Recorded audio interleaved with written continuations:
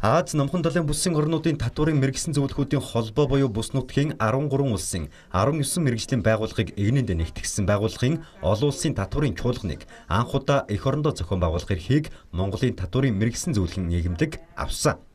Олон улсын татварын чуулганыг Улаанбаатар хотноо эх 9-р сарын 12-ноос 14-ний өдрүүдэд зохион байгуулах бөгөөд 10 гаруй орны 200 гаруй татварын мэрэгсэн зөвлөхүүд оролцохоор хүсэлтэд эрүүлээд байгаа юм. За өнөөдөр тус чуулганыг зохион байгуулах Монголын татварын мэрэгсэн зөвлөхийн нийгэмлэгийн удирдах зөвлөл өргөтгсөн хуралдаанаа хийлээ.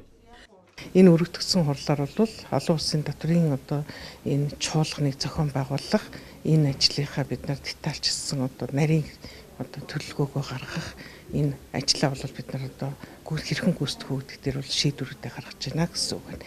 За энэ чуулганы зэрэгцээ биднэрт бол бас монголчууд биднэрт нэг бахархал болсон нэг үйл явц бол давхардж байгаа. Энэ бол Улаанбаатар хотын Тунхаг гэдэг ийм олон улсын бичиг баримт бол бий гарна. Энэ бичиг баримтыг бий болгохын тулд гаргахын тулд бол Европын холбооны татварын зөвлөхийн дарга, за Африкийн татварын зөвлөхийн холбооны дарга, за тэгээд Аасан хумбус талан орнуудын татварын зөвлөхийн татвар дарга нар бол удирдлагууд бол ирж байгаа. Тэгэхээр энэ удирдлагуудын зүгээс бол нэгэсэндээ юу гэхээр дэлхийн татварын зөвлөхүүдийн ийм платформ гэдгийг бол нэгдсэн ийм байгууллагыг бол үүсгэж байгаа.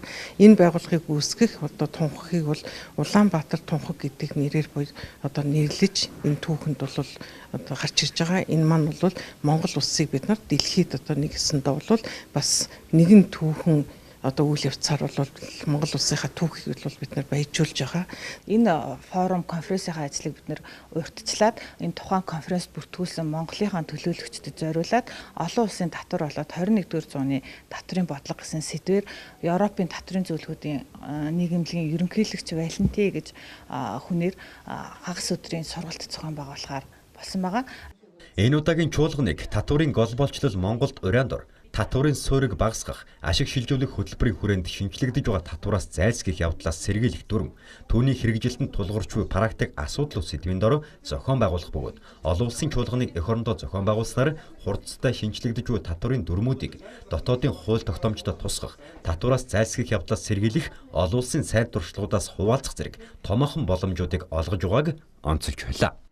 Тэнд чинь цай, кофений байдаг шүү дээ.